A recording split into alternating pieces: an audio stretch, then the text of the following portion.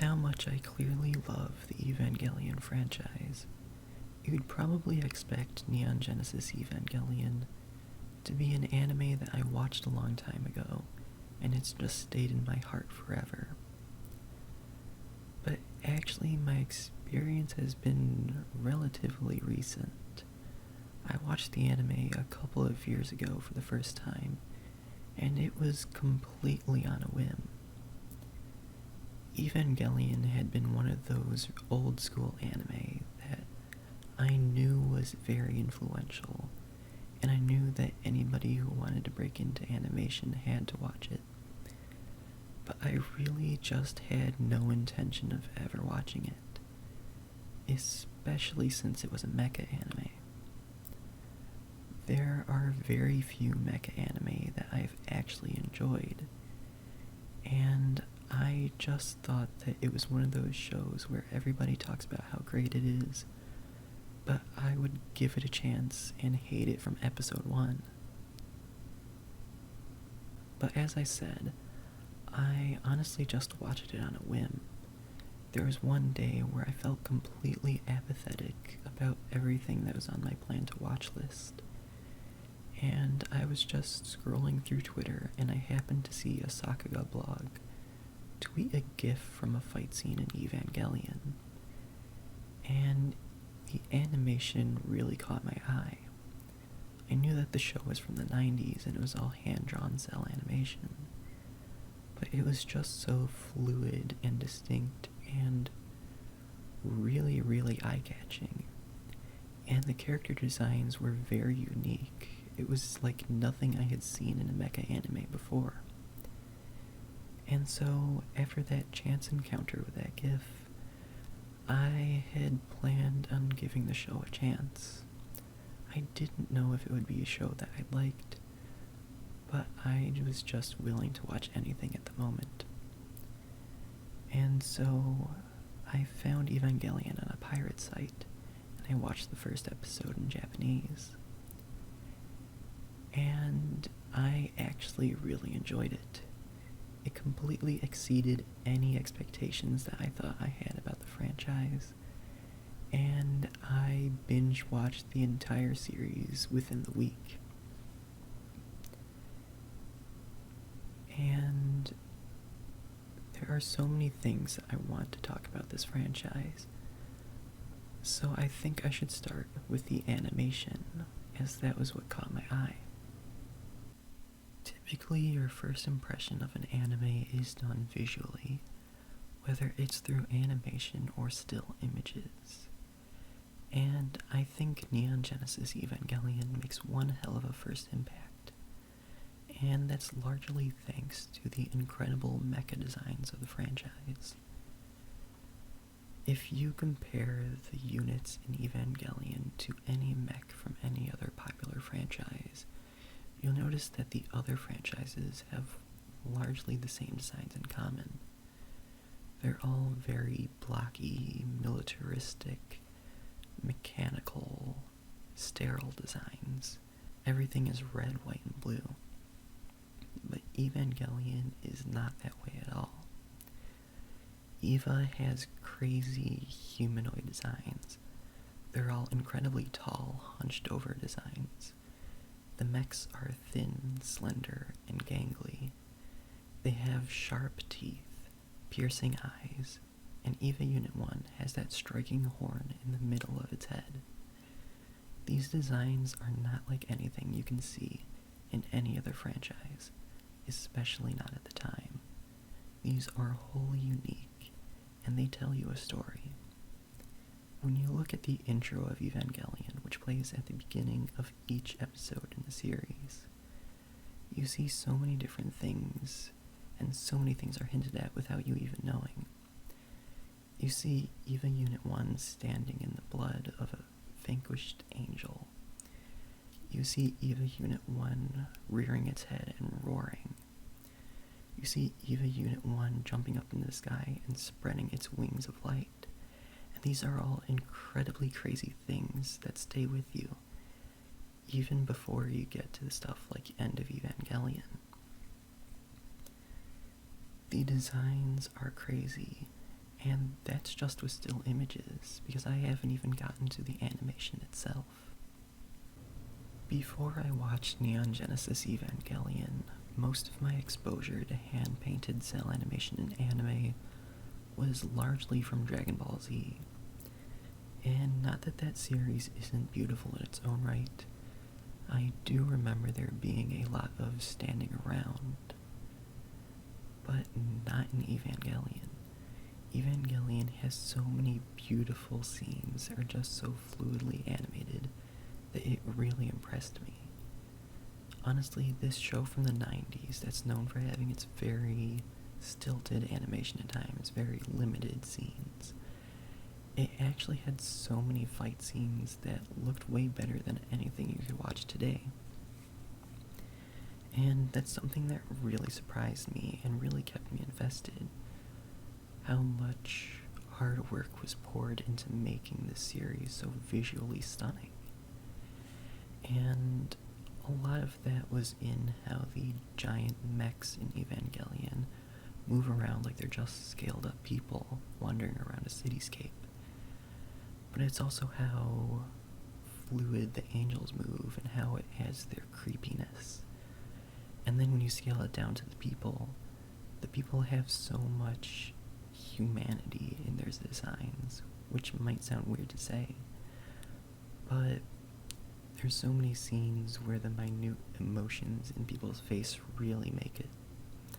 And then there are the comedy scenes where I didn't actually expect them, but the visual comedy in Evangelion was pretty funny and very heartwarming. It really set the tone aside from the intensity of the depressing aspects of the series. Going back to all of the effort that they poured into the series, there are so many times I was really impressed that they used real-life camera tricks that are used by famous cinematographers in this hand-animated show from the 90s. There was so much attention to detail in the shot composition. It was really impressive. And it's something that you don't really see often even today. If the animation of Evangelion is what grabs your attention, then what reels you in must be the character writing.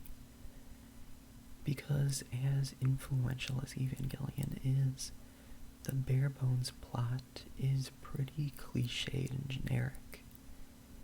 If you break it down enough, Evangelion is the simple story of a boy who discovers that he has the power to pilot giant mechs and save the world. This boy is sent to his father's facility where most of the people who work there are beautiful women. This boy uses the mechs to fight these giant monsters, and along his journey, more and more girls join his harem and fall in love with him.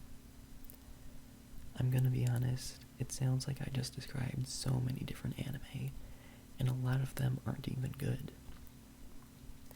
But what makes Evangelion so good is the unique way that they create their characters and make them feel real. Evangelion has a brilliant way of humanizing their characters, and it's all in the ways that they write their flaws.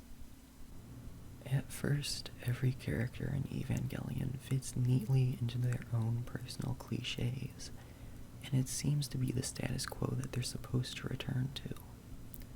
Shinji is a pussy, Asuka is a tsundere, Rei is a kudere, Misato is a slob, Ritsuko is strict, so on and so on. They all fit into their own personal cliches.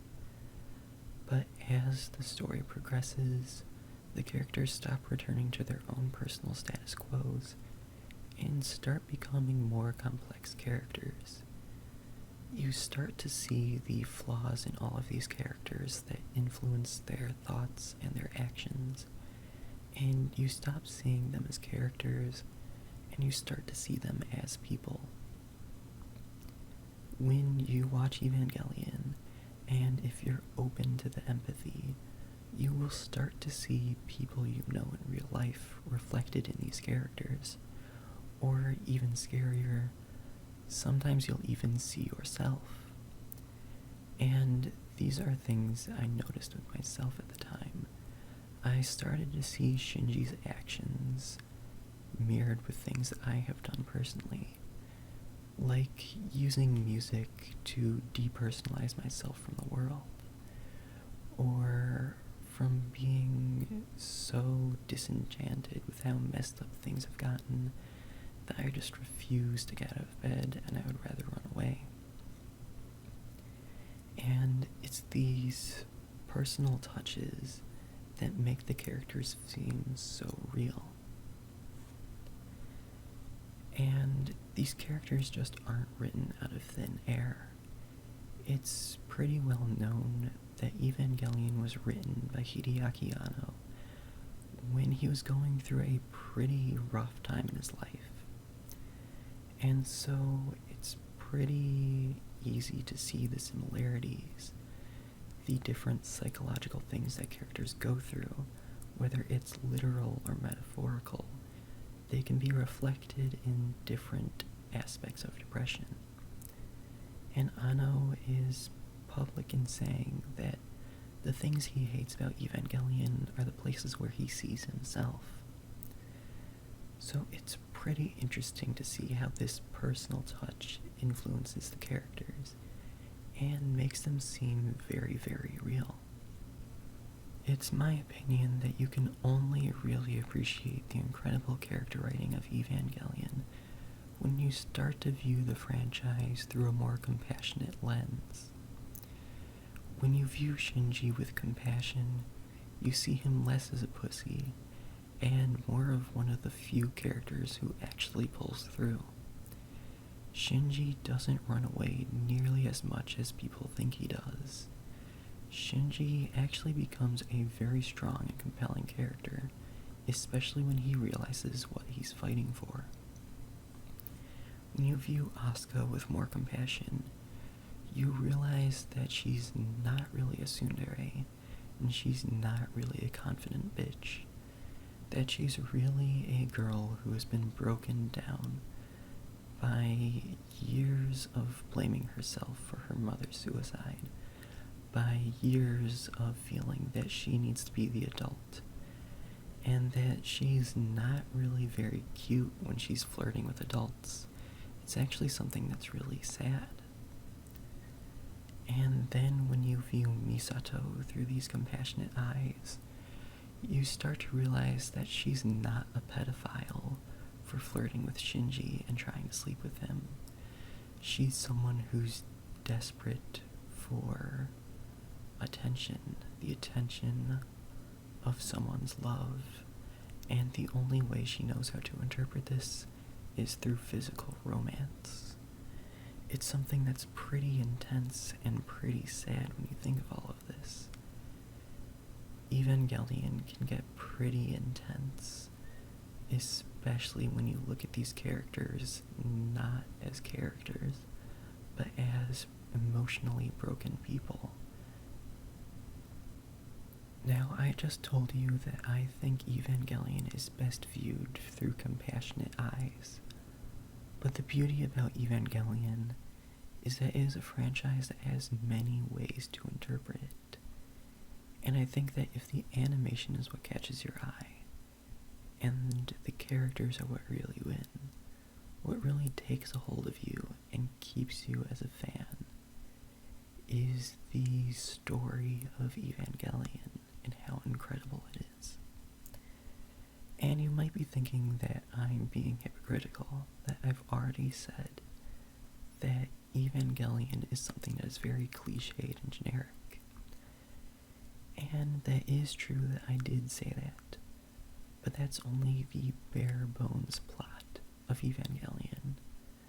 That's when you shave all of the meat off, but you have to have the meat to enjoy it. And I think that the meat of Evangelion is the incredible mythology and lore that is all built around the franchise. It's all of that incredibly interesting stuff about the angels' conflict with humans. It's all of the Christian symbolism that is interpreted completely different in many different ways. It's all of the stuff that you really need to pay attention to. Evangelion can be a show that you just watch to enjoy, but eventually it becomes a show where you really need to be paying attention to understand what's happening, lest you be confused by the ending. And this is something that I personally really liked about Evangelion, was the many different metaphors and ways to interpret it. But a lot of people have found this to be something that they hated about it. A lot of people have found Evangelion to be very unapproachable. They've said things like the creators have their heads so far up their ass to actually write a good story. They've said that the creators didn't know what they were doing and they just made a mishmash of everything. And this is where I start to get into the criticism of Evangelion. Whereas everything I've said previously in this video are things that I think are incredible at Evangelion. There are some nitpicks and things that are pretty true that I need to address. Evangelion is a show where you'll miss a lot if you just passively watch it. But I will say that there are some things that the writers just straight up forgot to talk about. And this isn't a mystery, this isn't some speculation. This is something that people who've worked on the show have actually admitted. Anno has actually admitted that halfway through writing Evangelion, they straight up forgot that Rei was a character, and that the reason she stopped appearing in episodes through a certain point is just that they forgot to write her in. Evangelion is kind of like the American show Lost, where they were writing it at the same time that the show was airing. They were trying to piece together their mystery, where they had a definite point A and point B. They just didn't really know how they were going to get there. And so there were a lot of flaws that came of this. There were things that are common knowledge amongst fans, but when I watched the show for the first time, I had no idea when these things even happened.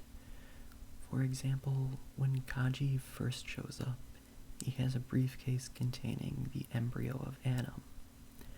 The next time you see this embryo, it's been injected to Gendo's hand, but they never really show this because it's something that happened off screen and they just didn't mention. Another very common piece of criticism for Evangelion is about the animation. The animation is beautiful, and it's technically impressive, but there are certain scenes where the animation just sort of becomes non-existent. As in, there are scenes where we just look at a still image for several minutes. These are very famous scenes, like the elevator scene, where Rei and Asuka just sit in silence in an elevator. There is the Kaji and Misato sex scene, where it's just a close-up of a glass of beer.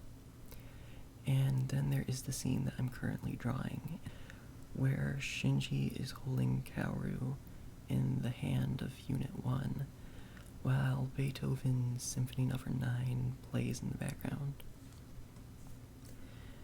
And people love to explain these scenes by saying that they ran out of animation budget, and so they just put in a single frame scene. But to explain it that way actually shows a huge misunderstanding of how the animation industry actually works, and where the money in animation is actually allocated. I think the elevator scene was actually done artfully, and that it was done on purpose. And the reason I think this is because in the TV broadcast, it's just a single frame. In the director's cut, it's an even longer single frame. And then in the rebuild of Evangelion, all they add to that scene is Asuka sniffling in the background. So they kept it the same throughout 3 different versions of the show. I think it's safe to say that it was done on purpose. Then there's the scene where it's just a glass of beer, and I'm pretty sure that was just done because they couldn't show sex on TV. And I know that they've had nudity in the show previously, but it's not a full-blown sex scene with a bunch of stuff. Could they have done it more artfully to, like, creatively show a sex scene? Yes, but they didn't, and it's fine. And then there's this scene that I'm drawing, and I actually have a real explanation for this one. The explanation is that just before this scene, where it's just a still frame, there is a huge, long fight scene between EVA Unit 1 and Shinji with EVA Unit 2 and Kaoru. And it's this really long fight scene that takes up a lot of the episode, and I'm pretty sure the reason that this scene is just a still frame is because they were working on that fight scene, and they went, let's get all of our animators and in-between frame artists to just go and work on these fight scenes. We'll just draw a still frame and have it go for this entire section of the show. I'm pretty sure they did this just so the audience could get a much cooler fight scene that we all wanted. Another huge criticism about Evangelion that is often explained away by saying that they just ran out of animation budget is the last 2 episodes of Evangelion. These 2 episodes are mostly just made up of reused clips from previous episodes, and the dialogue is really just a conversation about characters explaining the things that they're going through. And these episodes were considered to be huge disappointments, so much so that people sent the staff death threats, and people went to the Gainax animation offices and spray painted a ton of insults all over their walls. And while I will admit that when I watched this, it wasn't exactly the ending that I wanted, I don't think that they are that bad. And to explain why they happened the way they happened, I'm pretty sure it wasn't because they just ran out of budget. I'm pretty sure it's because they had to completely rewrite and remake a previous episode. One of the last few episodes of Evangelion was going to be about an angel attack, where an angel attacks the base by using a poisonous gas. And they were in full production of that episode, but while in production, there was a huge gas attack at Japanese train stations that killed a ton of people. The TV station that Evangelion aired on basically said that they couldn't air this episode with a gas attack because it would stir up more emotions about the real-life gas attack that happened. So they had their staff go back and completely rework this episode so they could take out the gas attack. And so since they were reallocating a ton of animators and writers to work on that, it kind of left them with limited time and a limited staff to work on the final 2 episodes. And so it was just pure bad luck and a tragedy in real life that made it so that we ended up with the 2 disappointing episodes. Shortly after the TV run of Evangelion ended, the staff were given an opportunity to make their versions of the final episodes of Evangelion. This was made in the form of a movie called The End of Evangelion. The movie uses the episode script of episode 25 that was going to be used in production before it was scrapped. And that part makes up the first half of the movie. Much like its TV counterpart, the movie's version of episode 25 follows Asuka and her realizations about her mother's suicide and her own personal place in the world. The movie also adds a really cool plot about Nerve being under attack against the Japanese Defense Force and mass production EVAs, which are basically really cool and creepy mouth bird things. This version of episode 25 features one of the coolest fight scenes I've ever seen, and one of the most intense screams I have ever seen in any piece of content. The movie's version of episode 26 is really cool.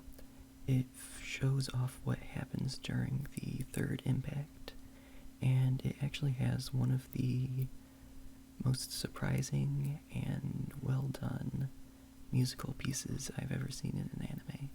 I honestly didn't really expect Komm Süßer Tod. I don't speak German, so, please excuse my German. But I didn't expect it, and it was really pleasantly interesting. This version of episode 26 also features the threats that were sent to Hideaki Anno and the graffiti that was sprayed outside of Gainax's building. And I thought that was really interesting that they even show audiences of the Death and Rebirth movie. I will say, though, that as much as I like a lot of the imagery from the third Impact part, I did prefer how the psychological stuff was handled in the TV version of episode 26. I actually did prefer all of that stuff about the world being deconstructed and Shinji being drawn out on a piece of paper. I also really enjoyed the part where they showed off the cast as if the anime was a slice-of-life school anime. And I actually much preferred that part of the show than the confusing imagery fest that we got in the movie. The movie is iconic and generally better than what we got in the last 2 episodes, but that is one thing that I definitely do criticize the movie for, is how I actually preferred those psychological aspects. And I think that's really it.